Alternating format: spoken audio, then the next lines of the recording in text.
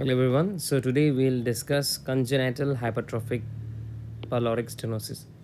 Well, in this the pathology is congenital, but the symptoms doesn't happen immediately after birth because it takes time to develop hypertrophy.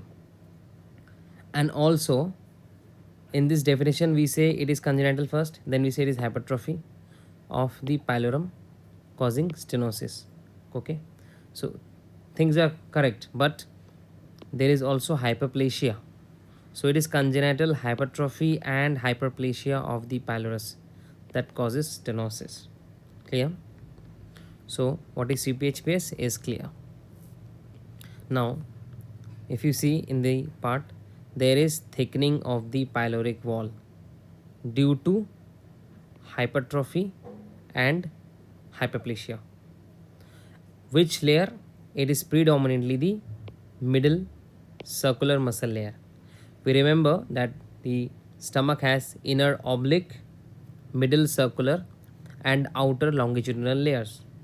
If you see the histology of the stomach, everywhere else we have a circular and a muscle layer. The inner one is circular, the outer one is muscular. But in stomach, we have a inner oblique layer. So that is why we say inner oblique, middle circular, and outer longitudinal muscle layer. Now here the circular muscle layer has undergone hypertrophy and hyperplasia. That is why there is thickening of the pyloric wall and also narrowing of the pylorus. Thickening of the pylorus causing narrowing of the pyloric canal and elongation of the pyloric canal. You remember that if you say this is the pylorus, if we say that this is the pylorus has three parts. First of all, the dilated part called the antrum, then this part that is known as the canal, and these sphincters, they are called pylorus. Together these three called pyloric part.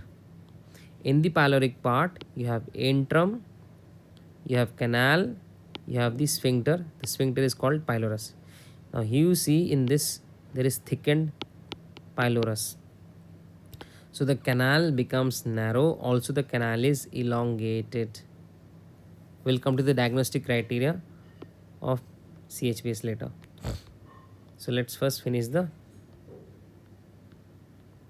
pathophysiology. So pathophysiology, we have hypertrophy and hyperplasia of the middle circular muscle layer, which is causing thickening of the pyloric wall and narrowing and elongation of the pyloric canal.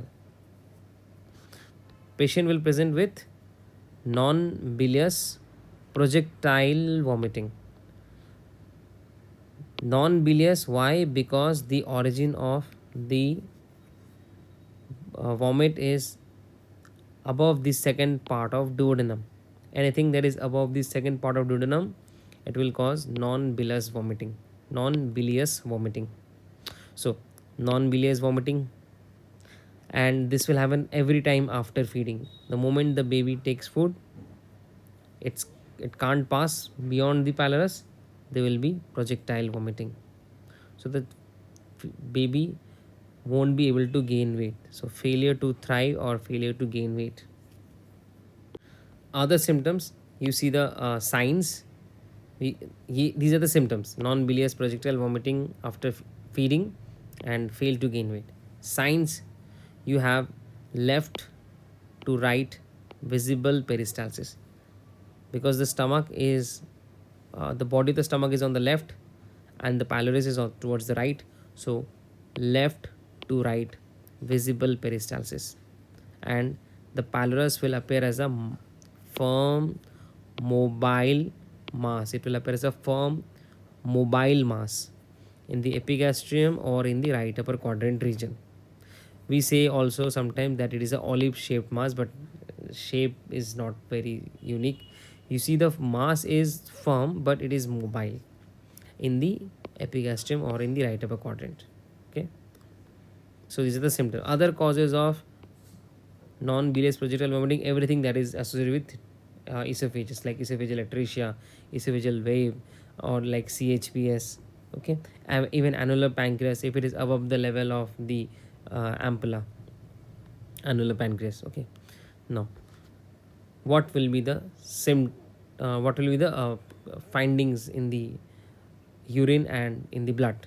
So because you are losing HCl, that is present in your stomach acid, gastric acid, you lose HCl, so you develop alkalosis, and it's a metabolic alkalosis because you're losing hydrogen.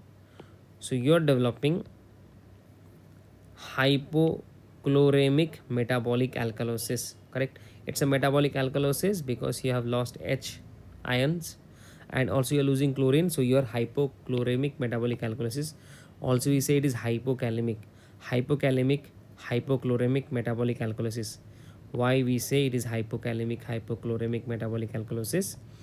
Because of the factor that, see, when you're losing HCl, to retain the hydrogen ions, what the distal nephron will do, distal end of the nephron, that is your DCT, distal convoluted tubule, what DCT will do, DCT will excrete potassium and instead preserve hydrogen. So to fight the alkalosis, to prevent the hydrogen ion excretion, it is retaining the H plus ion and instead it is excreting the potassium. So you are developing hypokalemia. So it's a hypokalemia that is secondary to the renal losses from the DCT. So in the blood picture you have a hypokalemic hypochloremic metabolic alkalosis. Understood? If not, again listen to this part and see this video. Okay, go back a few.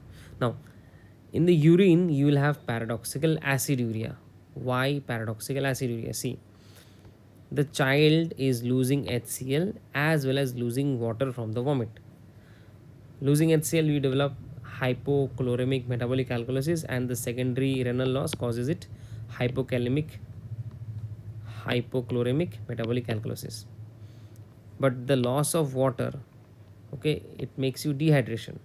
Okay, dehydration, what it does, dehydration will trigger the renin angiotensin aldosterone system. So aldosterone is there. Now what aldosterone will do, because aldosterone is trying to prevent water, so it will prevent water so it will prevent water excretion from urine. And how? That is by reabsorbing sodium. So there is sodium and sorry, there is sodium and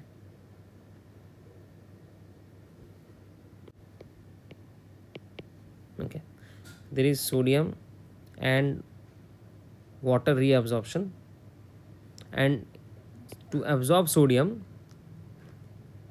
potassium and hydrogen ion are excreted because these are cations. So potassium and hydrogen is excreted.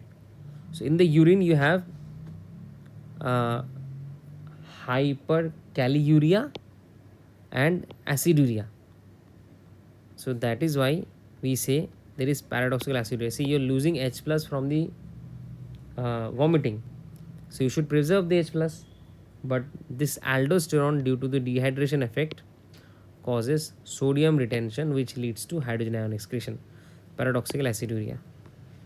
Now if you see the risk factors of CHPS, these are first born male in the Caucasian families. Asians and Africans have less risk. So in a Caucasian family where there is already a family history, the firstborn male child has a high risk. On top, if they are exposed to erythromycin within the first 2 weeks of life. So in a Caucasian family where there is a family history, a firstborn male child is born, and that child is exposed to erythromycin within the first 2 weeks of life. That child has huge risk of having CHPS. CHPS का जो vomiting होता है, the vomiting that happens in CHPS, it most commonly happens during the 3rd to 6th weeks of age, mostly. But it can happen even after just 2 weeks, because if the hypertrophic and hyperplasia starts to develop early, so the child can have vomiting even just after 2 weeks, but never before 2 weeks of life. So 2 weeks to 12 weeks, this is the range. 2 weeks to 12 weeks, but mostly happens between 3 to 6 weeks. After 12 weeks, again, it is not unlikely. So in the diagnostic criteria, radiologically, this is the criteria. length of the pyloric canal. If the length is more than 15 mm, if the thickness of the pylorus is more than 3 mm, and if the total width of the pylorus is more than 7 mm. So 3, 7, 15. Pyloric canal 15, thickness 3 mm and width 7 mm. So 375. Remember, this is the diagnostic criteria. Okay. Next is your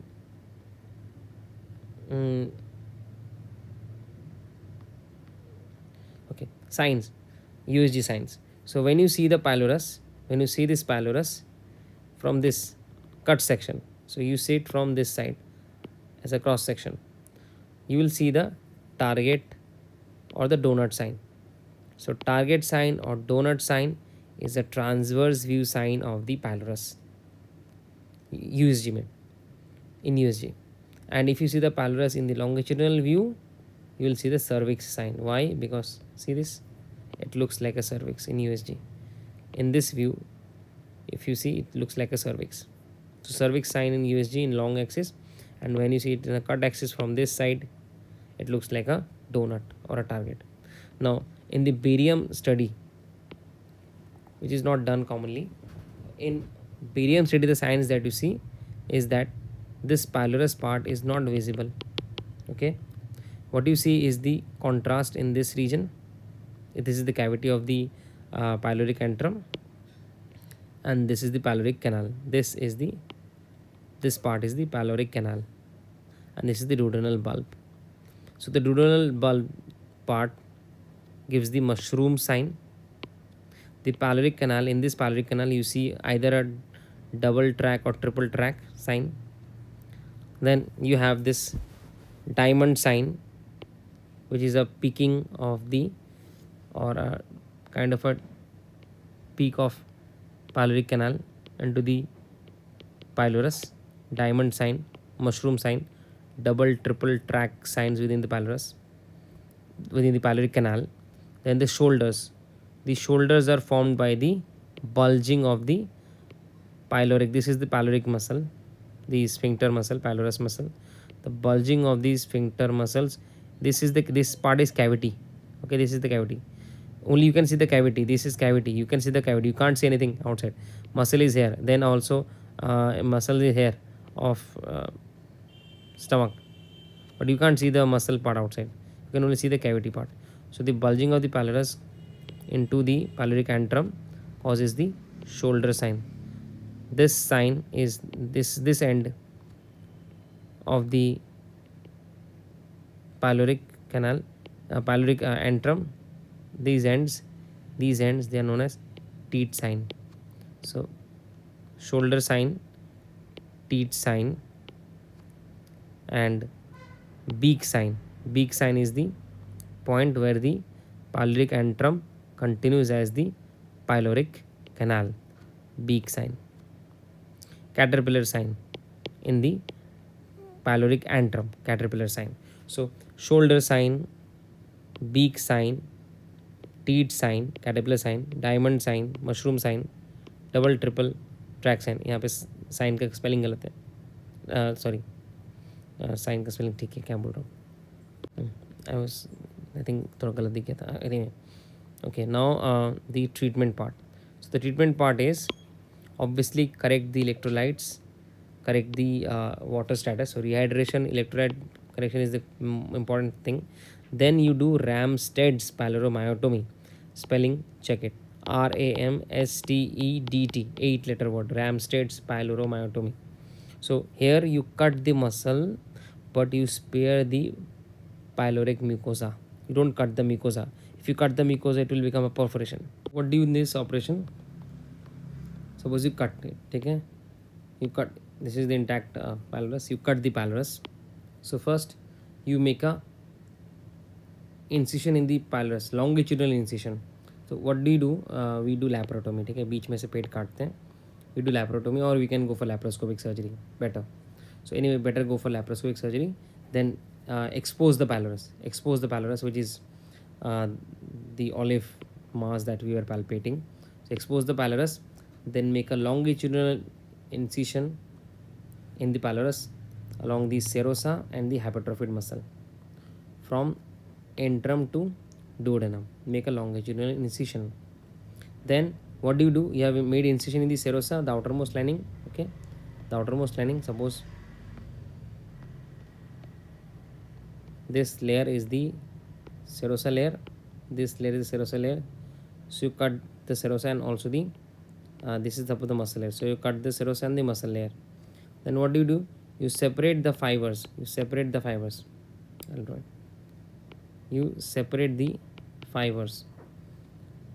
Okay, and you expose the underlying. This is the mucosa. You expose the underlying mucosa and be very careful not to perforate the mucosa. Then what will happen? The mucosa will bulge through the incision. The mucosa will bulge through the incision, confirming the adequacy of myotomy. Okay, it's clear.